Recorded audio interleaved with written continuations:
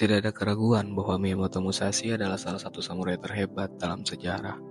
Prestasinya yang tak tertandingi dalam ilmu pedang bukan hanya hasil dari bakat alaminya, tetapi juga bukti disiplinnya yang tak tergoyahkan.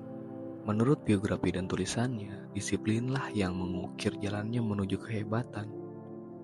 Duel pertamanya adalah ketika dia baru berusia 13 tahun yang dia menangkan. Setelah itu dia tetap tak terkalahkan selama lebih dari 60 duel. Bahkan sekarang di zaman modern, rekor ini masih berdiri sebagai salah satu pencapaian paling bersejarah sepanjang masa. Miyamoto Musashi bukan hanya samurai terbaik yang pernah ada di Jepang, tetapi dia juga seorang seniman dan filsuf. Kehidupannya menjadi contoh yang menarik tentang bagaimana disiplin diri dapat mengubah keadaan. Tanpa disiplin, kita seperti kapal tanpa kemudi yang mudah terombang-ambing oleh arus. Musashi melihat disiplin diri lebih dari sekedar alat untuk mencapai prestasi. Disiplin diri adalah perisai terhadap penderitaan.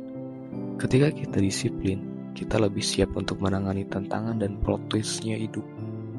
Contoh sederhananya, gebetan kamu balik ke masa lalunya, atau kamu berpikir akan kembali pada mantan terindahmu, tapi dia malah memilih orang baru.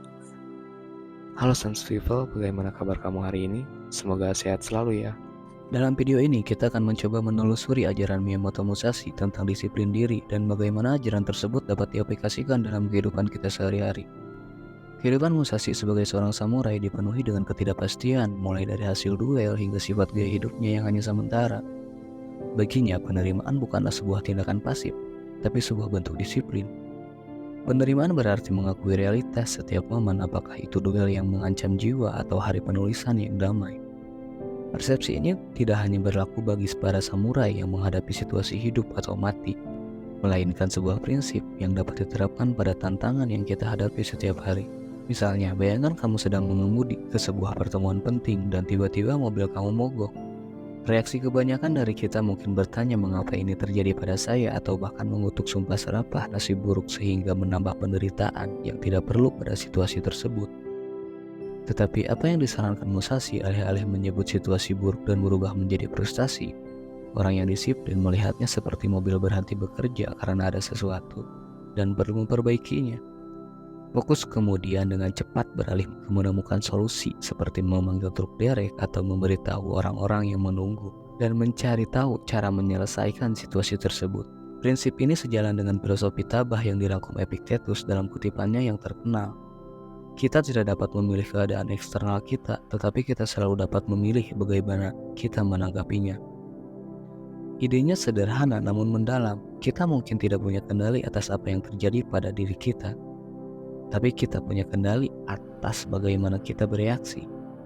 Musashi juga menawarkan perspektif yang menarik tentang bagaimana kita memandang peristiwa-peristiwa yang memperingatkan kita agar kita tidak melabeli peristiwa-peristiwa itu sebagai baik atau buruk. Ia berargumentasi bahwa ini bukanlah kualitas yang melekat pada peristiwa itu sendiri. Jadi, ketika kita menerapkan pola pikir yang disiplin, kita membebaskan diri dari penilaian yang membatasi ini. Jangan menyesali apa yang telah kamu lakukan. Rasa bersalah bisa menjadi emosi yang membantu atau sebaliknya, yaitu membelenggu. Sebuah sinyal yang memperingatkan kita ketika kita telah melewati batas etika. Misalnya, jika kamu mengatakan sesuatu yang kasar dan menyakiti hati seseorang, merasa bersalah adalah hal yang wajar dan bahkan konstruktif. Hal ini menunjukkan bahwa kamu peduli terhadap dampak dan tindakan dan mengevaluasi kesempatan untuk mengoreksi diri sendiri.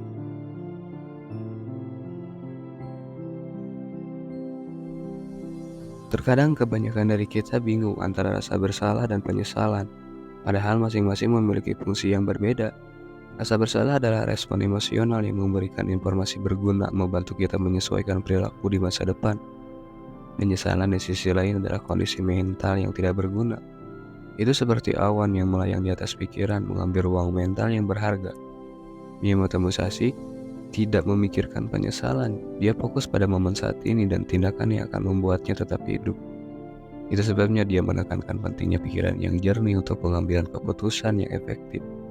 Alih-alih terjebak dalam siklus penyesalan yang seringkali menimbulkan perasaan tidak berdaya, kita harus fokus mengambil langkah proaktif untuk memperbaiki situasi tersebut. Tidak apa-apa membuat kesalahan dan belajar darinya.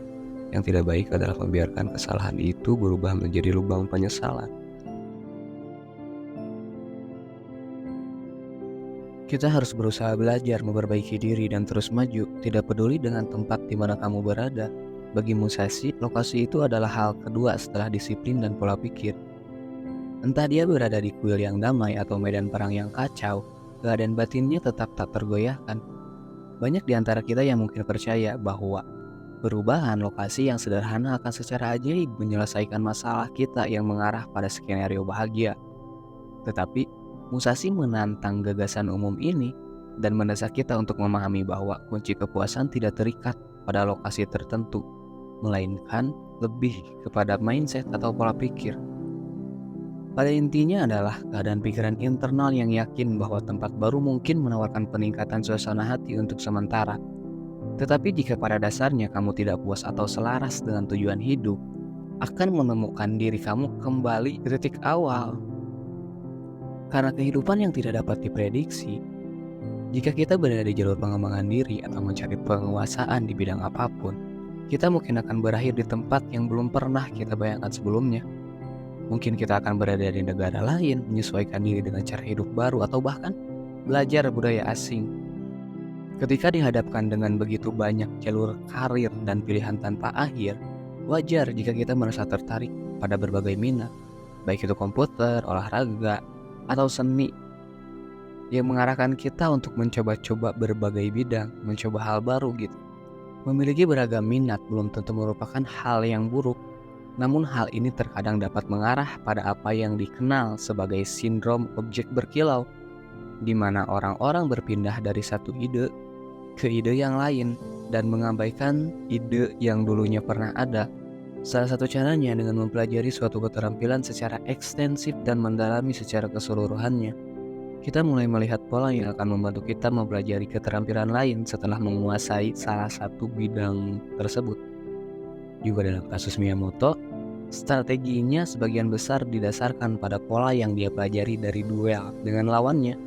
Skala yang lebih besar di zaman modern, hal ini dapat diilustrasikan dengan ketahanan yang kita peroleh dengan belajar bagaimana beradaptasi dalam hal apapun yang akan kita lakukan. Jangan biarkan dirimu bersedih oleh perpisahan, mengingat Musashi adalah seorang samurai, seorang pejuang yang selalu menghadapi situasi hidup atau mati.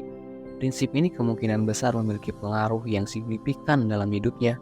Perpisahan adalah bagian alami dan tidak dapat dihindari oleh manusia.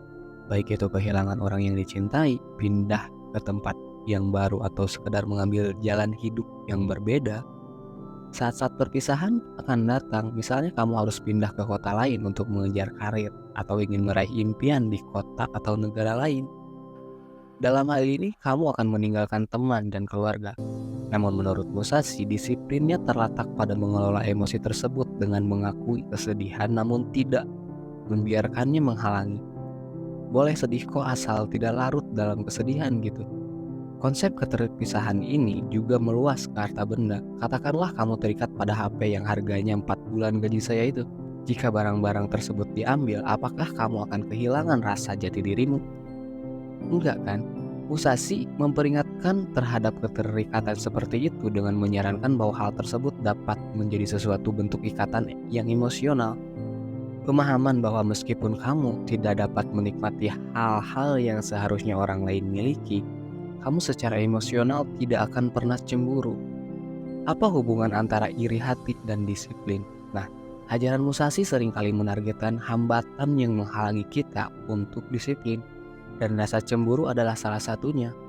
Misalkan kamu sedang bermain media sosial dan melihat teman yang baru saja mendapatkan pekerjaan impian atau sedang bepergian ke tempat-tempat eksotik yang sangat ingin kamu kunjungi, mudah untuk merasakan sedikit rasa cemburu karena mengira kamu ketinggalan atau tidak mencapai prestasi yang cukup. Tetapi inilah hal yang membuat rasa cemburu mengalihkan perhatian dari fokus pada jalan dan pengembangan diri. Bayangkan jika Musashi menghabiskan waktunya dengan cemburu pada orang lain. Jika dia bisa menjadi pendekar pedang legendaris yang kita kenal saat ini, sangat tidak mungkin terjadi di dunia samurai di mana hidup dan mati dipisahkan oleh batas yang paling tipis. Tidak ada ruang untuk gangguan seperti itu. Musashi fokus pada mengasah keterampilannya sendiri, menyempurnakan seninya, memahami kekuatan dan kelemahannya. Rasa cemburu atau iri akan membuang-buang waktu dan energi berharga yang bisa dia investasikan untuk menjadi versi terbaik dari dirinya sendiri. Dan sama seperti Musashi, kamu tidak boleh menyia-nyiakan fokus dan membiarkan diri kamu terganggu oleh apa yang dilakukan orang lain. Melakukan hal ini terutama di era media sosial menjaga kedisiplinan menjadi lebih penting dari sebelumnya.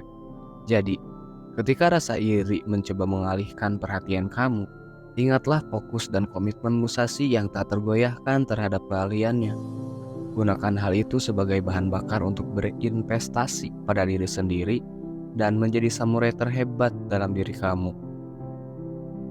Berbicara soal kedisiplinan, tidak mungkin kita melupakan aturan.